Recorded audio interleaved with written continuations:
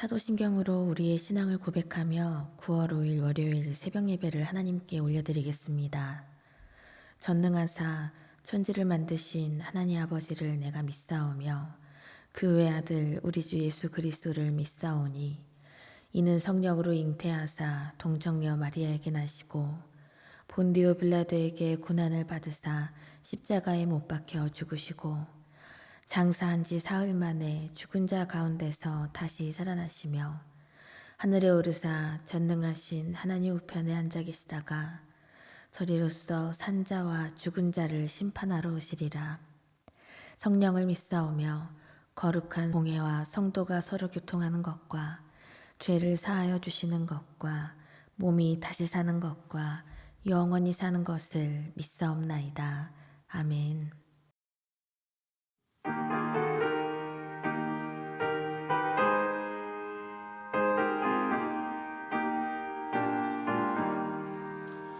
예수가 함께 계시니 시험이 오나 겁없네. 기쁨의 근원 되시니 예수를 위해 삽시다. 날마다 주를 섬기며 언제나 주를 기리고 그 사랑 안에 살면서 딴 길로 가지 맙시다. 이 세상 사는 동안에 주 이름 전파하면서 무한한 복락 주시는 예수를 위해 삽시다. 날마다 주를 섬기며 언제나 주를 기리고 그 사랑 안에 살면서 딴 길로 가지 맙시다. 이 세상 친구 없어도 예수는 나의 친구니 불의한 일을 버리고 예수를 위해 삽시다. 날마다 주를 섬기며 언제나 주를 기리고 그 사랑 안에 살면서 딴 길로 가지 맙시다. 주께서 심판하실 때 잘했다 칭찬하리니 이러한 상급 받도록 예수를 위해 삽시다. 날마다 주를 섬기며 언제나 주를 기리고 그 사랑 안에 살면서 딴 길로 가지 맙시다.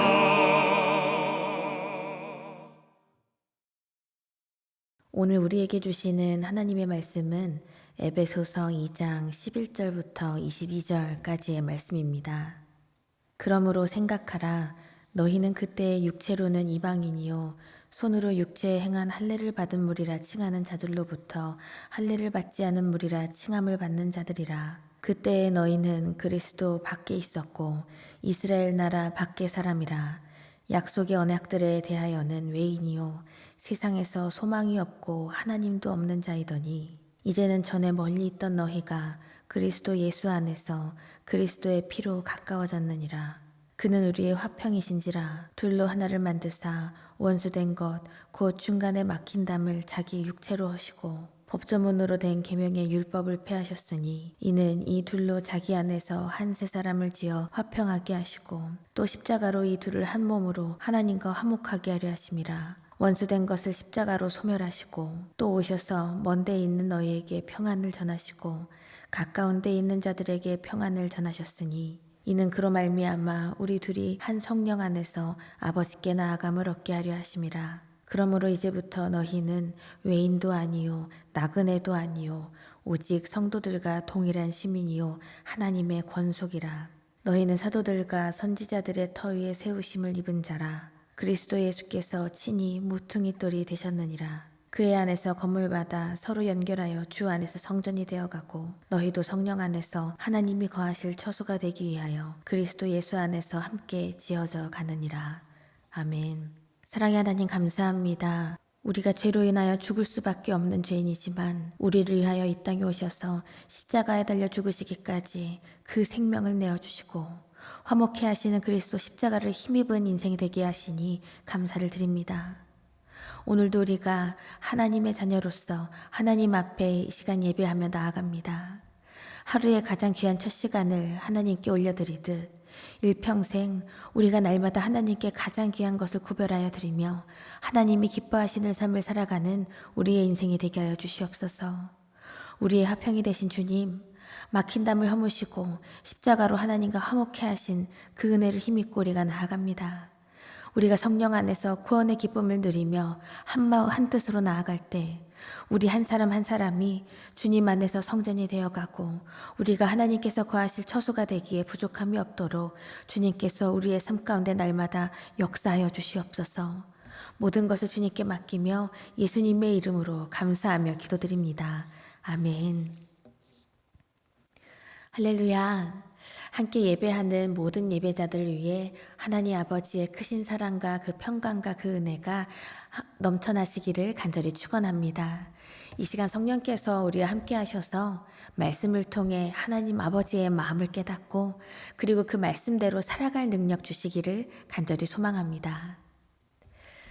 우리가 살아가고 있는 이 시대에 정치, 경제, 사회, 문화 등의 여러 영역에서 늘 주목하고 있는 이슈 중에 하나가 바로 하나됨 그리고 진정한 평화가 아닐까 생각이 됩니다. 우리나라를 봐도요.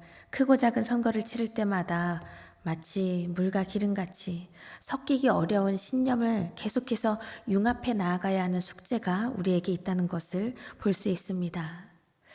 그리고 계속 대두되는 그 인종차별의 문제도 있지요.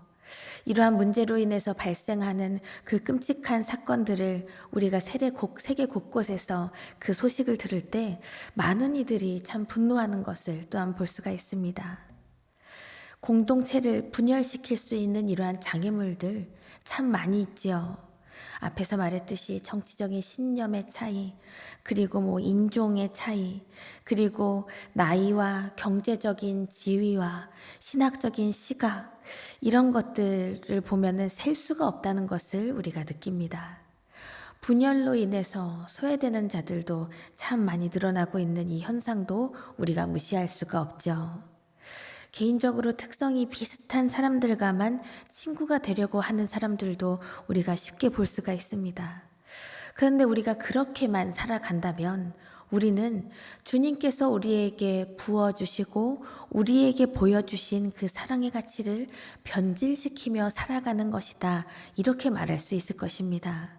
우리는 그리스도인으로서 또한 연합하여서 나아가는 주님의 몸된 교회로서 우리 예수님께서 십자가의 사랑으로 우리를 위하여서 이루신 사역을 세상에 영향력 있고 정말 뜨겁게 증거해야 할 사명이 있음을 우리가 기억해야 합니다. 우리가 만나고 있는 이 에베소서 말씀, 이 에베소서가 이 바울 신학의 정수라고 한다면 오늘 읽으신 이 에베소서 2장의 11절부터의 이 말씀은 에베소서의 정수라고 할 수 있을 만큼 그리스도의 사역과 그 결과를 깊이 있게 정리하고 있습니다. 에베소서 2장 전반부에서는 그리스도 예수 안에서 이루어진 놀라운 일들을 설명하고 있다면 오늘 읽으신 11절부터는 그리스도의 화목하게 하시는 사역의 결과가 구체적으로 이 믿는 성도의 공동체에 어떻게 나타나는지를 명확하게 말씀하고 있습니다. 바울 사도는 이방 성도들을 향하여서 그때를 생각하라 라는 이 명령의 말씀으로 오늘의 본문 말씀을 시작하고 있습니다. 구원받기 이전에 너희의 상태를 생각해 보아라 라는 말씀입니다. 12절 말씀을 보시면 그때 너희는 그리스도 밖에 있었고 이스라엘 나라 밖의 사람이라. 약속의 언약들에 대하여서는 외인이요 세상에서 소망이 없고 하나님도 없는 자이더니 이렇게 말씀하고 있습니다. 우리 예수님 오시기 전까지 이방인과 유대인들은 물과 기름과도 같았지요. 이스라엘은 하나님이 부어주신 소명을 다 잊어버리고 자신들만의 그 믿음의 전통 때문에 영적인 교만에 빠지고 말았습니다. 그래서 이방인들을 혐오하고 경멸하는 일을 서슴지 않았죠. 바울은 당시에 유대인과 이방인을 구별하는 표현으로 언약에 대해서 그리스도 밖에 있고 이스라엘 나라 밖에 있다, 이렇게 완전히 분리된 상태로 표현을 하고 있습니다. 에베소 교회 성도들도 과거에는 할례받지 않은 이방인으로서 그리스도 밖에 있었다, 이렇게 표현을 하죠. 하나님의 언약과는 상관없는 사람들이었고, 그리고 하나님을 알지도 못하는, 그리고 그리스도를 통한 구원과 상관없이 소망이 없는 상태에 있는 그러한 위치에 있었습니다. 그런데 우리의 모습도 본질적으로 보자면 우리도 이와 마찬가지가 아닐까요? 그리스도 밖에 있던 우리의 본질과 우리의 실존을 보자면 어둠 가운데 있는 삶, 그리고 영적인 죽음의 상태에 우리 또한 있었습니다. 그러면서 그러한 상태에서 주님이 아닌 다른 힘을 의지하려고 하는 또 다른 교만과 그 죄에 빠지게 되는 것인데요. 그렇다면 혹시 여러분들 중에서도 나는 구원의 은혜로부터 동떨어져 있는 존재가 아닐까? 나는 소망이 없는 인생이다, 이렇게 느낀 적이 있으십니까? 그러나 모든 것을 덮으시고 안아주시는 우리 예수 그리스도의 사랑이 그 모든 것을 이기신다는 것을 믿으십시오. 그리스도 안에서는 새로운 반전이 일어나고 있습니다. 13절 말씀을 보시면 이제는 전에 멀리 있던 너희가 그리스도 예수 안에서 그리스도의 피로 가까워졌느니라 말씀합니다. 유대인과 이방인 사이의 이 벽은 절대로 허물 수 없는 것처럼 보입니다. 옛날에 그 헤롯 대제가 예루살렘에 지은 그 거대한 성전을 보면 거대한 벽에 또한 둘러싸여 있었는데 그 벽은 1.5m 정도가 되는 커다란 돌로 된 장벽이었습니다. 그곳에 경고문이 붙어 있었다고 하는데 그 내용이 침입자, 그러니까 외국인이 장벽 내에 들어오면 처형된다, 이런 내용이었다고 합니다. 그런데 예수님께서 죽으심으로 그 모두가 불가능하다고 여겨졌던 그 벽이 다 허물어졌지요.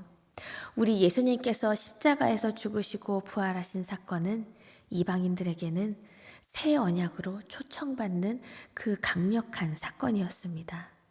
그래서 그때에는 예수 그리스도 밖에 있던 성도들이었지만 주님께서 죽으심으로, 십자가에서 죽으시고 다시 부활하심으로 이제는 우리 모든 이방인들도 그 밖에 있었다고 여겨졌던 그러한 성도들도 예수님 안에 있다는 것입니다. 14절에서 이렇게 고백합니다. 그는 우리의 화평이신지라 둘로 하나를 만드사 원수된 것 곧 중간에 막힌 담을 자기의 육체로 허시고, 이렇게 말씀합니다. 살아가는 여러분, 우리 예수님 외에 참된 평화의 길은 이 세상에 아무것도 없습니다.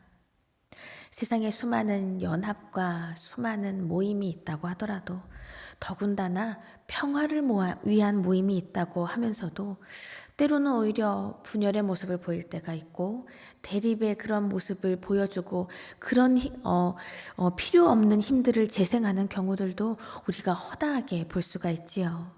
인간의 노력으로만 이루어진 평화는 분명한 한계가 있습니다. 일시적인 것이죠.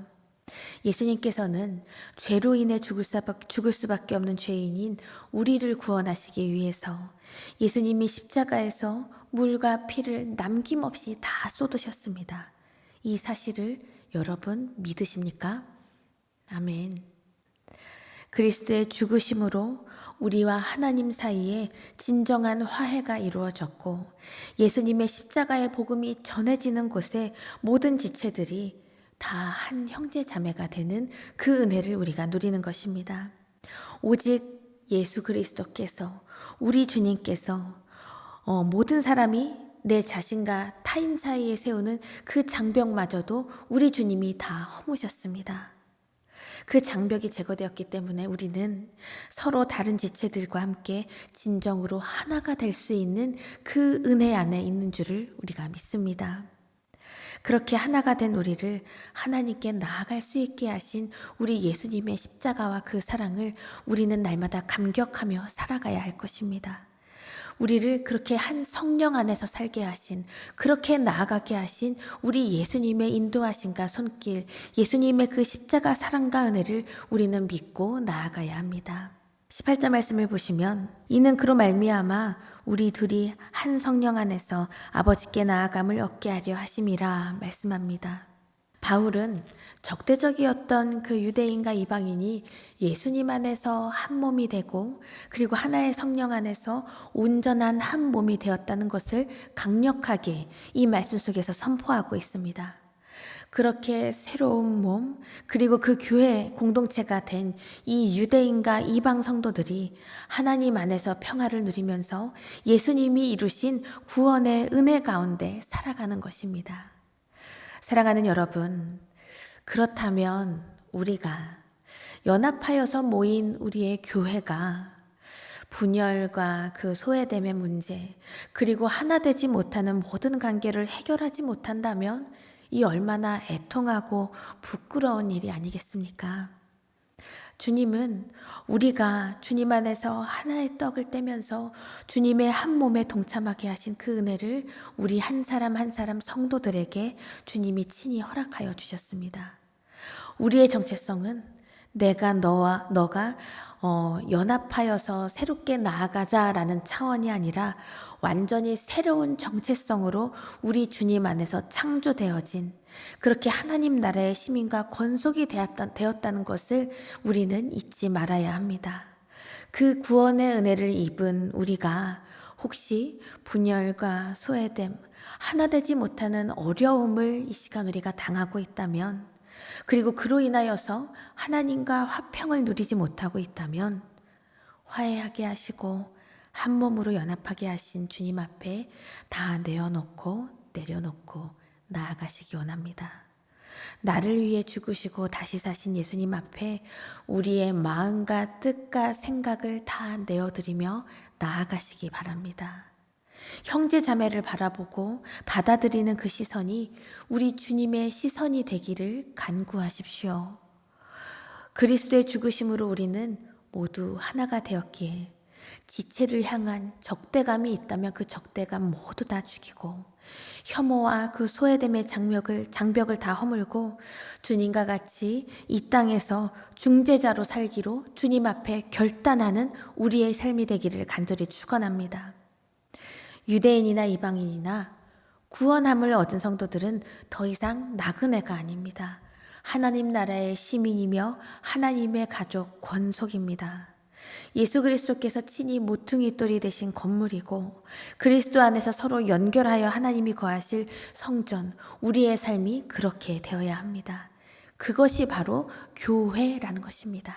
21절, 22절 말씀을 보시면 그의 안에서 건물마다 서로 연결하여 주 안에서 성전이 되어가고 너희도 성령 안에서 하나님이 거하실 처소가 되기 위하여 그리스도 예수 안에서 함께 지어져 가느니라 말씀합니다.